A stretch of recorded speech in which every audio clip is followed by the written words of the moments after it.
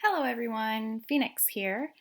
In this video, I am going to show you how to use Zoom to teach and annotate your lessons.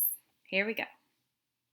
What I'm going to do first is I'm going to open up a new Zoom meeting. I haven't invited anyone to it.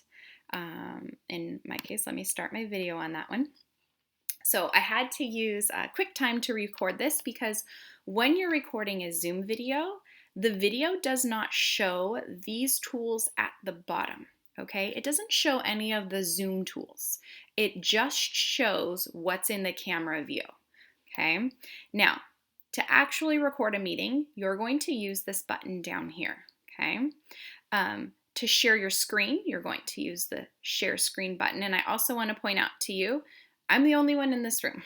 There's nobody else. So if need be, I can stop, start, redo, exit. So I'm going to go ahead and click record. Notice this changes to, there's a stop button and a pause button. When I hit the stop button, it stops the recording entirely. And when I click record again, it's a brand new clip. Okay, those are two separate recordings, which is great if you mess up and you want to start all over again. You don't have to leave your meeting and open up a new meeting. You just hit stop and restart. The pause button pauses the recording. Okay, so each clip will be in a single recording, but as long as the pause button is pressed, okay, it doesn't record what you're doing in your Zoom room. All right, so at this point in time, I'm going to start sharing my screen. That way you can see what's happening.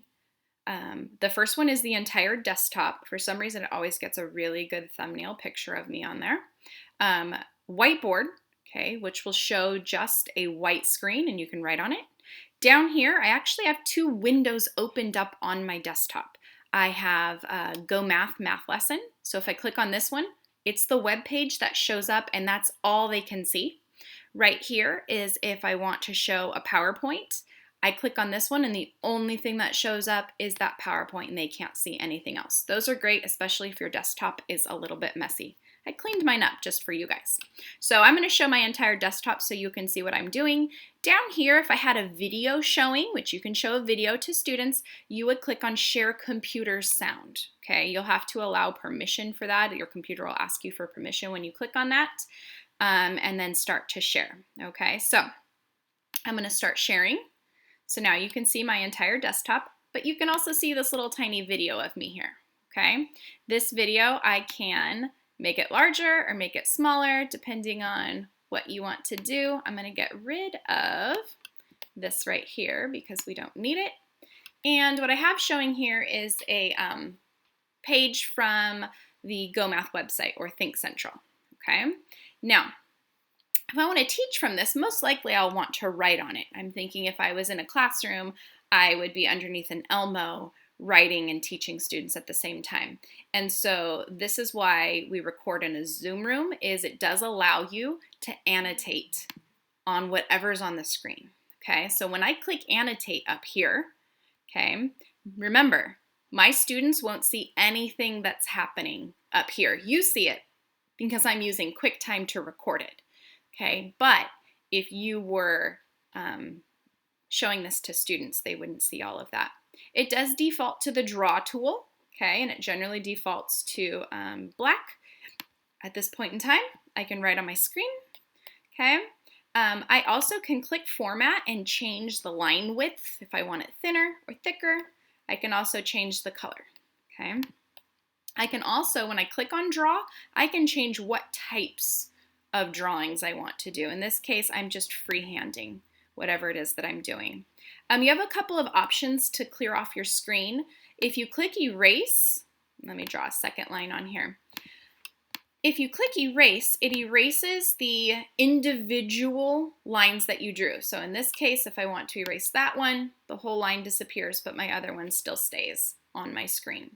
Okay, let me go back and I'm going to undo that right there. So if I want to undo what I did in order, just like in other programs, undo deletes them kind of in order, okay, and redo makes them reappear.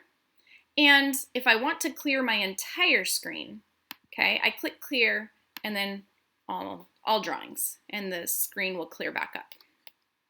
All right, just keep note that to change, notice right now it's still an eraser on my screen. I have to click back on whatever it is that I want to do. So in this case, if I want to go back to my draw tool, that's how I have to click back over to it. You can add text. It just instantly creates a text box for you that you can place anywhere you want to on your screen. It defaults to blue. For me, that's a little bit difficult to see at times. You might want to change it to red so it stands out on your page.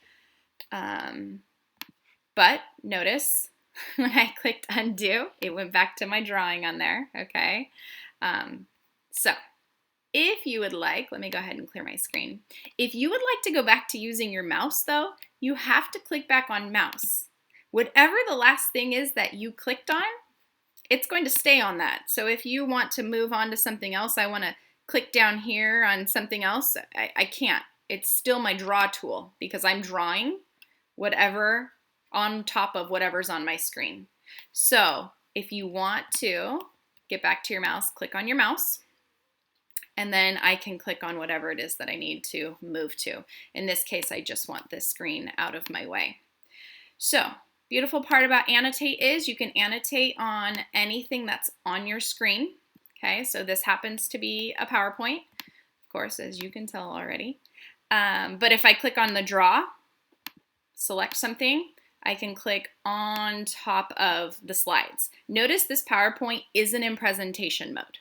Okay, you can change it either way. I prefer it to be in this screen, but it is a little bit busy, as you can see. Here's the problem. So I'm going to click undo to get rid of those. When I click presentation mode, Phoenix, you have to click the mouse. When I click presentation mode, it comes up in this screen. Well, notice you can't see everything on the screen. Okay, I have to move my thumbnail picture somewhere else. And now you can read it. This little guy right here can't get moved. There we go. And you can put it, can get moved. You can put it up in the top, but it is blocking part of the screen. That's up to you. It's your preferences because now the screen is much easier for students to see. Click back on my draw tool. I can go back to writing on top of my screen. What I want to point out to you is your laptop or your keyboard no longer works to fix the slide or move the slide on. So I can't hit advance to move my slide right now. So what I have to use is I have to use these tools down here, okay? So if I want to change slides, okay, I have to use this one to move my slides. Notice right now that my annotating is still there, okay? You do have to clear all before you move on. So that's why you see me hitting undo or clear all on a regular basis. I can't just change what's on my screen. Whatever I annotated is going to stay on the screen until I clear it off. All right, so this is how I would annotate on a PowerPoint. Now I will tell you, I hit escape. I can't escape my PowerPoint. I have to click down here at the bottom and I have to click End Show to get out of presentation view. All right, so once you are finished with your lesson, okay, that's when you would want to finish recording, correct? So let me get this guy out of the way. Let's click down here. Notice you have to click over kind of underneath the X to move this around. There's nowhere else on this that you can click, okay, to get that one out of the way. And I'm going to stop sharing my screen. It brings me back to my regular screen. Don't forget, you're seeing my entire desktop, but students will see kind of what's in the Zoom window. But to finish, I would click down here on the stop recording, and that would end my video. It will then convert the video for you, depending on how long it is. It may take several minutes to convert it. It will put it into your downloads folder, and at that point in time, you're looking for the file that says .mp4. Also, if you had to press stop a couple of times because you restarted, It will save each of those in the same folder, and they'll be right next to each other. So just make sure you preview, and then I would change the file name on that to whatever the name of the lesson was, or if you were just saying hi to your students with a recorded video. But I'm going to hit stop. You're going to see this file will be converted to MP4 when the meeting ends. It kind of gives me that notification up there. For my students, that's where it would have ended. They won't see the leaving the meeting. They won't see any of that. You're seeing it because I'm recording in QuickTime right now. Okay, so when I click End Meeting, that's when the file will get recorded. Okay, as always, if you have any questions, feel free to reach out.